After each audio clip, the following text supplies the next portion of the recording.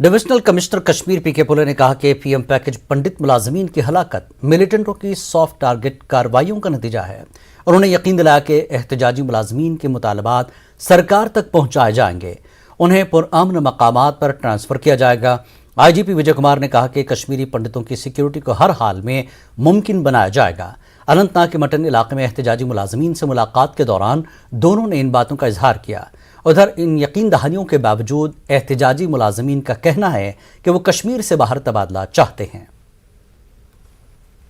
क्यों नहीं होती थी आप सब जानते हैं, कारण है क्योंकि उनके पास डिफिकल्ट टारगेट, हार्ड टारगेट को टारगेट करने की क्षमताएं रखते थे। वो उतना सपोर्ट बेस जो यहाँ 1-2% लोग देते हैं, मेजॉरिटी फीसदी कोई नहीं देता है। हार्डली 1-2% अनासिर है जो इसको सपोर्ट देता आ रहा है। वो सपोर्ट बेस और उनकी संख्या ज्यादा थी, उससे चलते वो हार्ड टारगेट को टारगेट करते थे। रिलोकेट किया जाए चंडीगढ़, दिल्ली, जम्मू, ये ठीक नहीं है। ये तो पाकिस्तान का हमारा दुश्मन है शुरू से, उसका ये मंशा है। ये तो सेपरेटिस्ट का मंशा है, ये तो आतंकवादी का है, वो तो वही चाहता है। हम ऐसा कुछ नहीं डिमांड करेंगे, नहीं मांगेंगे जिससे मेरा दुश्मन देश आतंकवादी हो, सेपरेटिस्ट हो, खुश हो, उसका मनोबल ऊंचा हो। हमें मिलके इस लड़ाई को लड़ना है। जो हमारी डिमांड थी वो इन्होंने एक भी नहीं सुनी, वो एक भी नहीं मानी। ये बोल रहे हम आपको सिक्योरिटी देंगे, पानी देंगे, बिजली देंगे, अकोमोडेशन देंगे, जिसको हम नकारते हैं। आज तक ये फेल हो चुकी है यूटी एडमिनिस्ट्रेशन, चाहे वो केंद्र की सरकार हो, यूटी एडमिनिस्ट्रेशन है, ये फेल हो चुकी है। इनके साथ हमारी बातचीत फेल हो चुकी है। हमें इनसे इनके डोमेन के बस की बात नहीं है। हमने इनको सिर्फ यही गुजारिश की है, ये हमारी बात एलजी एडमिनिस्ट्रेशन और इवन गृह मंत्री हो अमित शाह जी और हमारे माननीय प्रधानमंत्री मोदी जी तक पहुंचाए।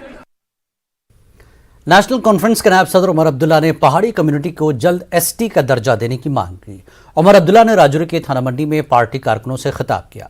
उमर अब्दुल्ला ने कहा कि पहाड़ी तबके को एसटी के दर्जे की किसी ने भी मुखालफत नहीं की है, लेकिन फिर भी हुकूमत इस मांग को पूरा नहीं कर रही है। उमर अब्दुल्ला ने कहा कि अवामी ख्वाहिशात के बरक्स जम्मू कश्मीर को यूटी बना दिया गया। कुछ लोग बात करते थे लद्दाख से ज्यादा तो जम्मू में, जम्मू का स्टेटहुड का एजुकेशन लद्दाख के यूटी के एजुकेशन से बहुत ज्यादा पुराना था। किसने मांगा था यूटी यहां के लिए? हमने तो नहीं मांगा।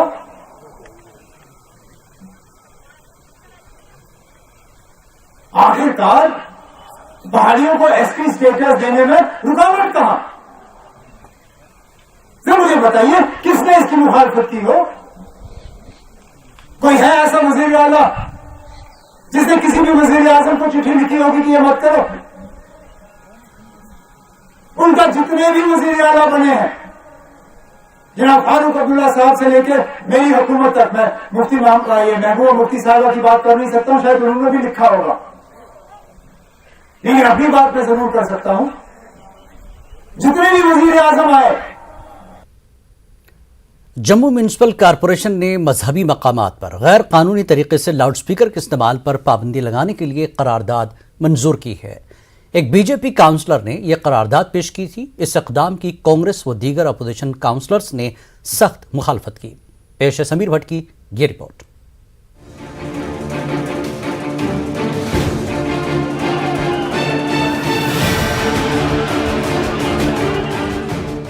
गैर कानूनी लाउड स्पीकर्स पर पाबंदी लगाने का मामला अब जम्मू कश्मीर पहुंच गया है।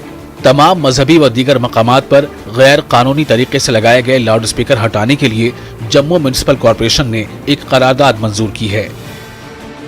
बीजेपी काउंसलर एन शर्मा ने यह करारदाद पेश की थी। इनका दावा है कि सुप्रीम कोर्ट की हिदायत के मुताबिक ये करारदाद मंजूर की गई है। इनका कहना है कि इसका मजहब से कुछ लेना देना नहीं है। जितने भी धार्मिक स्थल जम्मू कश्मीर में हैं, किसी पार्टिकुलर कम्युनिटी के नहीं, जितने भी धार्मिक स्थल जम्मू कश्मीर में हैं और इवन बैंक्वेट हॉल है, वहां से इलीगल जितने भी लाउड स्पीकर हैं वो हटने चाहिए। और बिना डिस्ट्रिक्ट मजिस्ट्रेट की परमिशन के बिना कोई भी लाउड स्पीकर जो है रन नहीं होना चाहिए। एक सर्वे के मुताबिक मैं आपको बताऊं, जितनी भी नई बीमारी बच्चों और बुजुर्गों में उत्पन्न हुई है, जिसमें high illness, depression, high blood pressure, ये सारी जो है नाइट पोल्यूशन के अंतर्गत आती है। और सुप्रीम कोर्ट ने इन्हीं चीजों को मद्देनजर रखते हुए एक रेजोल्यूशन जो है कोई जजमेंट दी थी। जम्मू के मेयर चंद्रमोहन गुप्ता का कहना है कि तमाम मजहबी मकामात को मंजूरी हासिल करनी होगी और कानून सब के लिए बराबर है। मेयर का कहना है कि वो तलबा और बुजुर्ग अफराद को राहत पहुंचाना चाहते हैं। गुप्ता का कहना है कि लोगों की बेहतरी के लिए इस तरह के इक़दाम जरूरी हैं और इसे मजहब से नहीं जोड़ा जाना चाहिए। बीजेपी काउंसिलर्स ने भी कहा है कि इसके पीछे कोई फिरकावाराना सोच नहीं है। इन्होंने कहा कि लाउड स्पीकर से मुतालिक ये हुक्मनामा तमाम तबकों के मजहबी मकामात पर लागू होना चाहिए। मेन जो चीज़ है कि यह जो स्पीकर लग रहे हैं मंदिर मस्जिद गुरुद्वारा में चर्च में कहीं भी लग रहे हैं, उनको परमिशन है कि नहीं है, परमिशन से लग रहे हैं विदाउट परमिशन, एक उसके ऊपर नकेल कसी जाएगी। दूसरा ये है कि इनका नाइज शोर कितने डेसिबल होना चाहिए, ये अपनी मर्जी से ये करते हैं, लेकिन उस पर ऊपर भी बाकायदा सुप्रीम कोर्ट की गाइडलाइन ऑर्डर बना हुआ है। उसके हिसाब से हम लोग यही अपील करेंगे हर एक व्यक्ति से कि आप उसका जो शोर का डेसिबल है उसके ऊपर लगाएं। पढ़ने वाले बच्चे डिस्टर्ब होते हैं। किसी घर में अगर शादी है तो पूरी रात को अगर वो अपना डीजे लगा के रखते हैं तो इसको सबको नुकसान होता है। इसलिए ये किसी धर्म विशेष के खिलाफ नहीं है। इनका बहुत अच्छा प्रस्ताव था और हाउस ने जो है सर्वसम्मति के साथ जो है इसको पास किया है। इस करारदाद को कांग्रेस व दीगर अपोजिशन काउंसिलर की सख्त मुखालफत के बीच पेश और मंजूर किया गया। अपोजिशन अरकान ने हाउस में काफी वक्त तक नारेबाजी की। इन्होंने मरकजी हुकूमत और जम्मू म्यूनिसिपल कॉरपोरेशन को आड़े हाथों लेते हुए कहा कि लोगों की तवज्जो हटाने के लिए ये सब किया जा रहा है। अपोजिशन का कहना था कि बेरोजगारी और महंगाई जैसे बड़े मसाइल हैं, मगर इनकी कोई बात ही नहीं कर रहा है। जम्मू शहर एक मंदिरों का शहर है। अगर मंदिरों के शहर में और मंदिरों के ऊपर लाउड स्पीकर में भजन नहीं सुनाई दिए जाएंगे, जैसा कि आज मंगलवार है, कल बुद्ध पूर्णिमा थी, और अगर ये चीजें मंदिरों के ऊपर नहीं होंगी तो कहाँ होंगी? कौन से आप हिंदू हैं जो आज आपकी पार्टी भारतीय जनता पार्टी पूरे हिंदुस्तान के अंदर चीप पॉलिटिक्स कर रही है, लाउड स्पीकर्स को बैन कर कर ये यूपी मॉडल जम्मू के अंदर बनाना चाहते हैं। हर गली में वाइन शॉप खोलना चाहते हैं, लेकिन हर एक इंसान की आस्था को ठेस पहुंचाना चाहते हैं। क्यों आप बैन करना चाहते हैं? आप इसकी वॉल्यूम को कम कर दें। हमारे जम्मू शहर की शांति को क्यों भंग करना चाहते हैं आप ये मुद्दा यहाँ क्यों लेकर आए? आपका दायरा था गलियां बनानी, नालियां बनानी। जब डीडीसी की इलेक्शन थी तो भारतीय जनता पार्टी रोशनी एक्ट को लेकर आई, और आज इनको लगा कि जम्मू कश्मीर में इलेक्शन होने वाली है तो अब लाउड स्पीकर को ले आए और जम्मू शहर की शांति को भंग करने की कोशिश की। मुल्क की कई रियासतों में पहले ही लाउड स्पीकर एक बड़ा मसला बन गया है। जेएमसी की इस करारदाद को अब मंजूरी और नाफिज करने के लिए एलजी के पास भेजा जाएगा। ऐसे में साफ लग रहा है कि अगर इस करारदाद को लागू किया गया तो आने वाले दिनों में बीजेपी और कांग्रेस के बीच इस मसले को लेकर मजीद तकरार देखने को मिल सकती है। न्यूज़ 18 उर्दू के लिए समीर भट्ट की रिपोर्ट।